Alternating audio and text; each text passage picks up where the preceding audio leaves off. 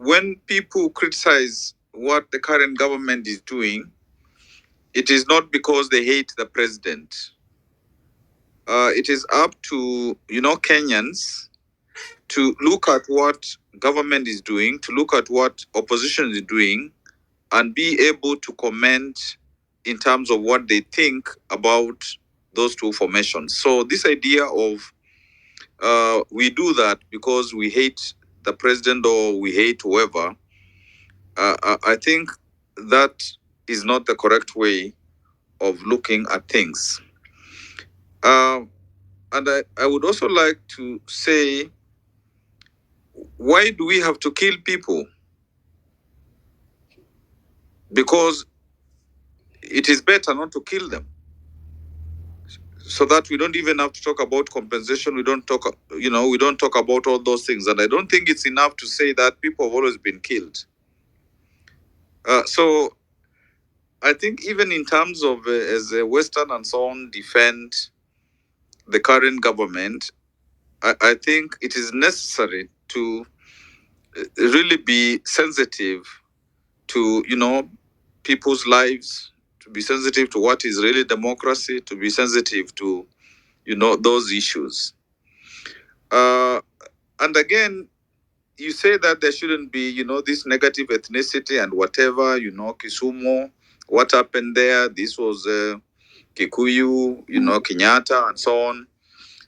Even in terms of 2002 2007, if you watch at the end, whether it is government and its opposition, and after the disagreements that happened, uh, you can't say that I will just the blame belongs to this group and not the other group. And I tried to point out that earlier in my submission, that there are issues that we have never sorted out, where you have elections which are very close, and as a result, the people who, some of them ethnic kingpins, those leaders, they will have brought their respective followers to the point of, if we don't win, it's because the other people have stolen, therefore there must be war. So I think we should not be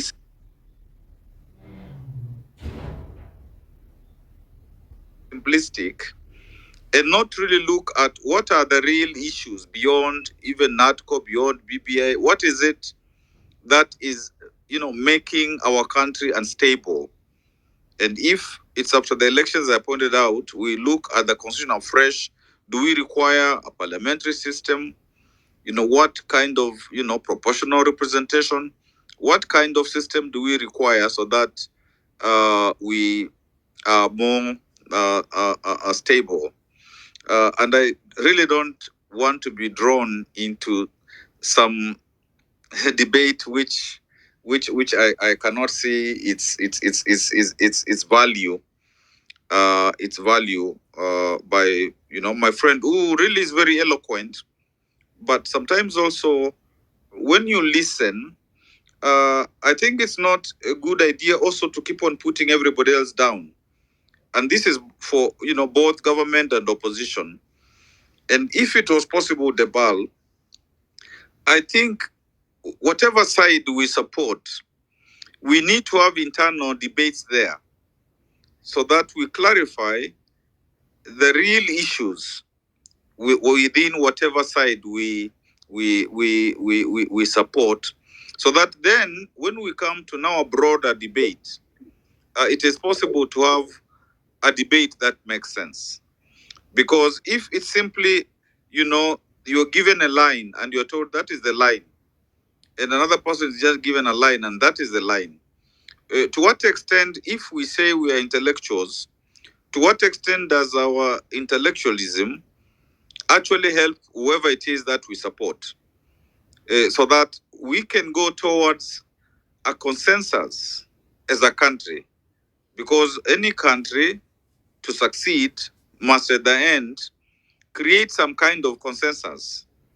And this is why I was, talking about a national dialogue. Because if you say I'm right, the other person says I'm right, and you are pulling different things, then that doesn't really take us very far. So I hope that in this place where you have given us the opportunity to debate and from people from both sides of the politics and some other kind of neutral people. I think we should make work easier for you by having real debates and debates where we respect each other, so that even from this debate we can take points to whatever groups we belong to and tell them that these points will help the national discourse and to make us forward, so that it's not just a zero sum game. The truth of the matter is, up to now, the Kibaki era, many people talk about that Kibaki era as some of the most successful eras within our countries. And actually, I was in government for about 2 years. During that period, of course, I was also an advisor to the president. And of course, as an advisor, it's not the role that you have as a minister or as an MP and so on. And I do not want to say that there are things that happened which I will say that I didn't know about or whatever it is. I don't want to get to that level of beginning to say that this happened and so on and so forth. Whatever I did is in the public domain. What I did in Makueni is in the public domain. What I did in civil society, even before in terms of question making, is the open debate. And I can be judged by what I personally did at any level, even from the universities, and so on and so forth. And I don't really want to go into saying, I'm defending myself and all that. And finally, Dibal, you see, when you ask the opposition, what are you giving? Of course, the opposition is not in government. So if it is not in government, it cannot provide solutions, because they are not in a coalition. And it's not in the interest of government to ask them, how will you do it when you are government? Because they will show us when they're in government. And of course, at some point, we expect that they will begin to tell us what is it that they'll do differently from a government that they are opposing. But as of now, you cannot tell them what are you giving.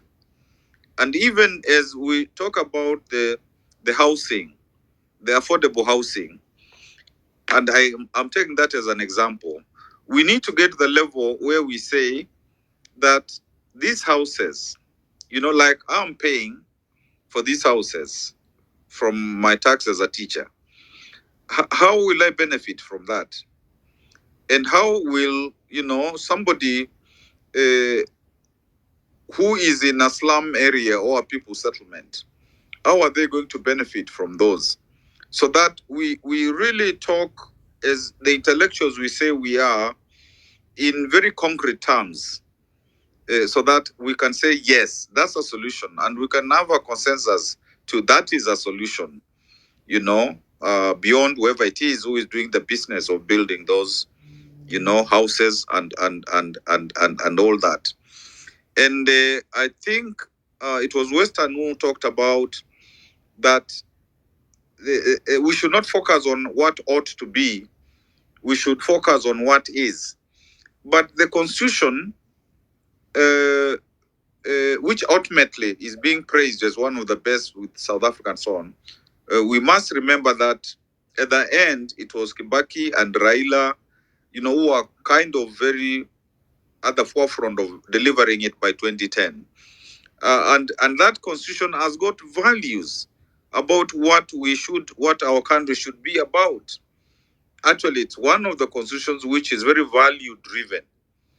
And that is ought. This is the best that there can be, because we have to aspire, to be the best that we can, be. Even the idea that was mentioned about Singapore, that's still aspirational.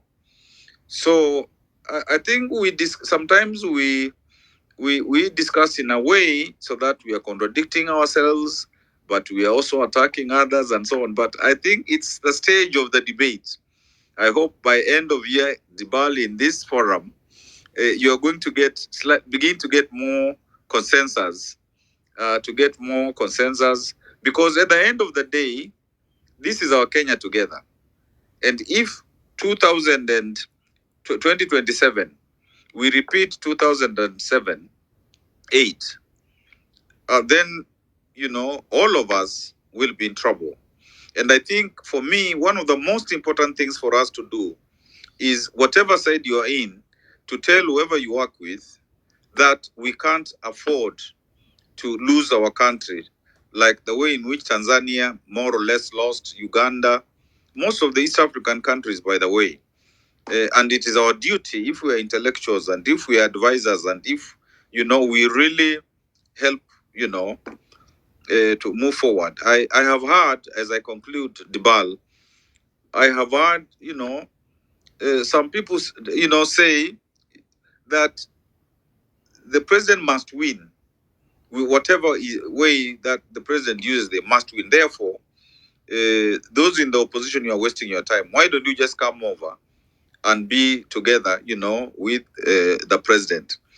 And I really hope that the elections will be free and fair, and that is the constitutional expectation, so that it's clear whoever wins fair and square, and so that there is no debate about it, and there is no reason for people going to the streets and all that kind of stuff. And even if again there is a very narrow win or whatever it is, people to even explore not only coalitions but even governments of national unity. I don't know, but it is what it takes to preserve our country.